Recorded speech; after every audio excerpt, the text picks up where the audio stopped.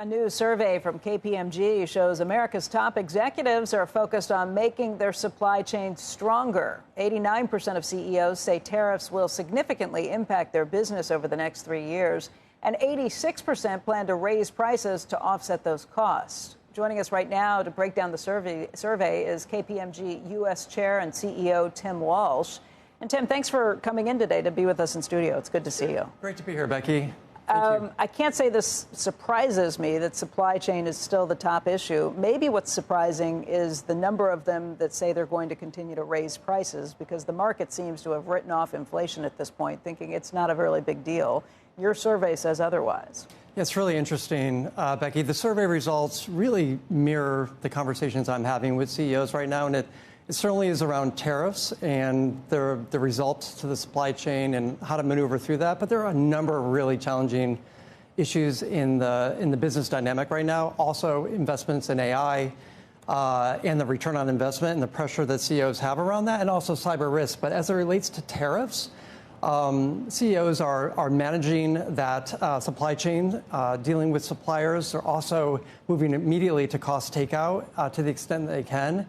And then finally, they are moving to pricing, of course, and what can the consumer absorb?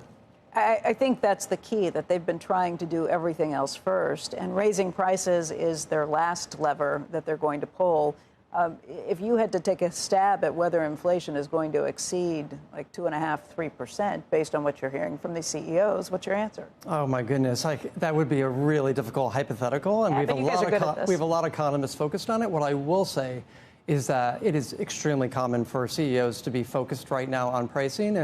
And CEOs are optimistic, but also watching the economy, which has been incredibly resilient, also based on the pressures that are around it at the moment. Yeah, you talk about those pressures. I was interested in just the high level of confidence that was shown by this. I guess 86% said they're confident in the growth prospects of the country, 84% in their own companies, and that's reflected in the M&A, where I guess more than half plan to do some kind of M&A in the coming years. What's your perspective on the sort of pipeline, and what types of M&A or themes do you see most common in terms of what they plan to buy or sell? Yeah, so if you look right now, there's been this uncertainty that's been CEOs have been dealing with.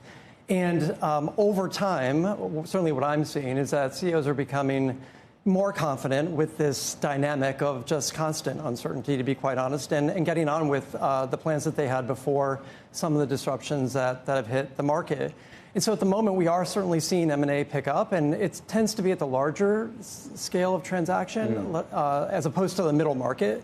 But it's still early days. I am optimistic, though, in terms of the overall activity that we're seeing in the market. When you say, the 3/4 of CEOs are talking about AI being a top priority, what are the main 10 elements that they're looking to apply it as? And also, do any of them betray a concern about being disrupted by it? I think yes to all of that. So first and foremost, if you look even a year ago, you had about 20% of our CEOs saying or thinking about AI and investment. You flash forward 1 year, and the vast majority of CEOs are making those investments. It's not if, it's when. And when you look at that, the efficiencies and that play is clear to CEOs. It is the other parts of that AI investment in terms of how do I design my products, and in fact, what do my products now look like with AI embedded in them, and or do I have a new product offering to put into the market? I mean, it's with all of the risks around this investment and this opportunity, there is this huge growth opportunity in the market ahead of us.